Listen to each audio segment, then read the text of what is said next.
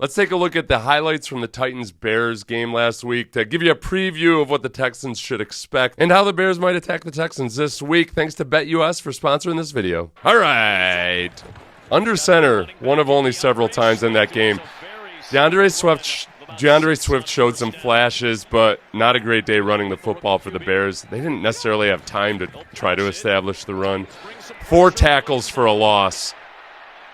Rolling to his left, taking a hit, throws across his body. If he's a veteran quarterback, you say, look, he understood the chances, but he didn't put it in danger of interception. I feel like he's being treated as a rookie, like a guy that just threw a stupid throw, but the outcome, at least on that one, wasn't too bad. This Bears defense is very good. They come up and tackle. Defensive backs are very physical against the run. Airmails it. There's going to be a recurring theme. I'm sure we won't see them all on the highlights, but I think, man, Caleb Williams just looked like he was hurrying through some of these things. He doesn't have an inaccurate deep ball typically. They were trying to force the ball to Keenan Allen, which isn't understandable. I mean, C.J. Stroud did that with Robert Woods earlier last year, but don't do this. This is rookie bad play. It's a screen. It's a screen. You throw it away. There's no place to scramble to. Like, once the screen doesn't work, it's dead in the water, and the offensive linemen are downfield, just throw it away. T'Vondre Sweat destroyed the interior offensive line there. I know he didn't get the sack, but that's another common theme. The interior offensive line for the Bears was awful. Bears defense was very good against the run last year. I thought the Titans had some opportunities in this game, but... And they had some nice drives in the first half. Just like I had a good run at BetUS last week because I had locked them in when they were still -1, and then I bet the over. So I'm going all in on Texans. I think Caleb Williams throws his first or second or third NFL interception in a very loud environment. Right now you can get a 150% deposit on your first deposit at BetUS.com, up to $2,000. Just go to BetUS.com and use the promo code YouTube150. Texans run blocking was so dramatically better last week that I'm really eager to see them versus this Bears front seven. You see, I mean, the run game was working for the Titans for a while. So here we go. Can't remember if this is one of the big returns or not. It's a ball's on the ground. Ball's on the ground. Tennessee gets the ball. So these problems have plagued Jones, remember.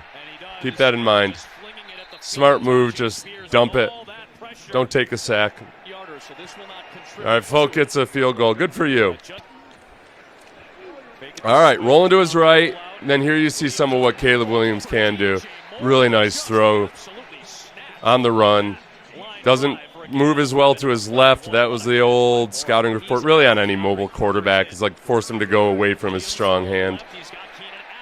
And he's doing it a lot with imperfect pass protection. I played with a young quarterback who once didn't have good pass protection in his rookie year. So this is what I worry about with the Texans. Look, the Texans showed their issues in allowing the deep ball last week. The Bears created opportunities for deep balls. Caleb Williams just couldn't deliver on it. But I don't think he's all of a sudden going to be an inaccurate quarterback in the NFL. Just make it really uncomfortable for him. Bears defense is very, very good, but they play a lot of zone. There are opportunities. It's just they also tend to be very opportunistic. So I don't want to say bend but don't break because that's almost an insult, but they're going to play zone. They're going to plaster their guys when they can, but they're also going to come up with turnovers like they did last year. 22 interceptions on the year last year. Loading up the line. Blitzing selectively, I think, is the key. DJ Moore was used on a lot of that stuff in this game. And again, they had multiple opportunities downfield. Caleb Williams didn't take advantage of it. I'd prefer to see the Texans not even allow those opportunities. That was just a TE game.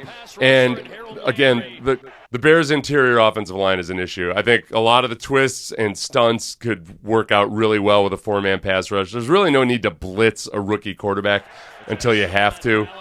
Like, make him prove that he can do it. Bears' defensive line they're good and solid across the board. It's not just Montez Sweat, but they also do a good job with their alignments and the kind of stems before the snap at confusing offensive linemen. Texans had some mental errors in pass protection last week. There's more of the mental stuff that I worried about, and no, not going to do it. CJ, please hit that.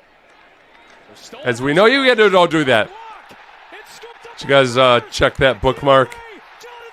Texans typically have very good special teams play, and they let the team down last week. They let the gamblers down. I was lucky enough to lock in the Texans at -1 before the line went up to -3. Laramie Tunsil had a couple uncharacteristic pass pros that I don't expect to see frequently. I would say Bears defense is actually really good at creating false starts with that pre-snap movement. Laramie with 2 false starts, which is not a good trend to continue. Please don't do that again this week. One of them was a drive killer. Oh, somebody just got destroyed. Look, he scrambles to throw more often than he scrambles to run, but obviously he's very capable of doing that. Good disciplined pass rush, keep him in the pocket, etc., ad nauseum, forever. A lot of the same game plan they had to use versus Anthony Richardson.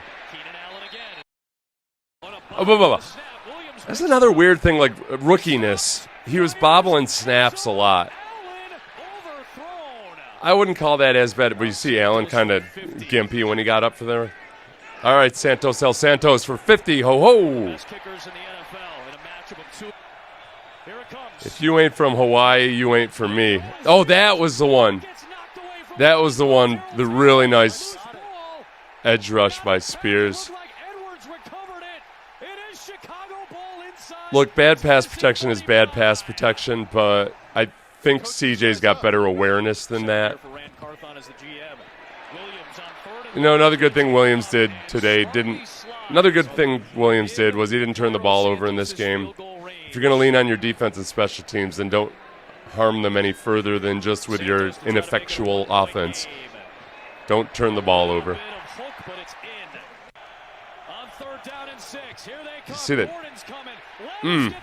Oh, Levis, no. Okay. Yeah. Tyreek Stevenson, what'd I tell you? Look, CJ's not going to make that play and turn something bad into something much, much worse. But you can see, as Sanchez called it, a bouquet of Venus flytraps. That's secondary. She is.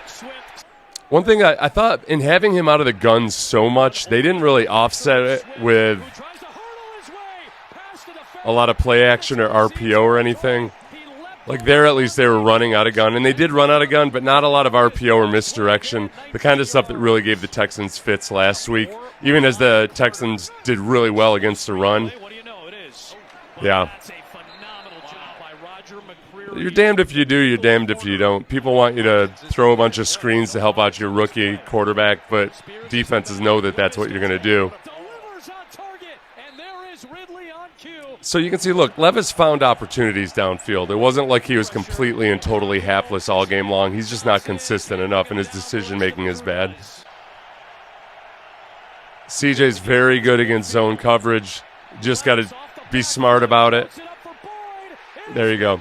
And look, this 4th down. I'll absolve you from that, I guess. Look, the strategy probably is going to be a lot like last week, is just play zone, play coverage, try not to let up too many deep balls or let those 3 wide receivers get behind you. And then it's on CJ to be patient like he was last week, run the ball, do all those things. I thought last week was a good preview of what they're going to see this week. It's a more amped up and more qualified defense running it. Thanks again to BetUS for sponsoring the video.